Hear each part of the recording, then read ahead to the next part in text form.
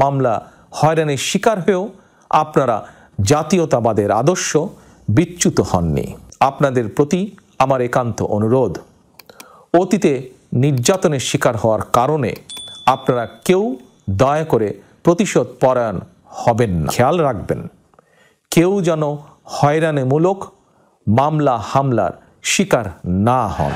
শক্তি কিংবা ভয় দেখিয়ে নয়, বরং ইনসাফ এবং উদারতা দিয়ে মানুষের মনকে জয় করুন, জনগণের ভালোবাসা অর্জন করুন।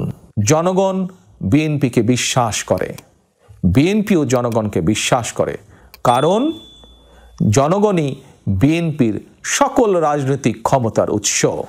বিএনপি মনে করে জনগণের কাঙ্ক্ষিত বাংলাদেশ গঠনের জন্য রাষ্ট্র ও রাজনীতি সংস্কারের বিকল্প নেই।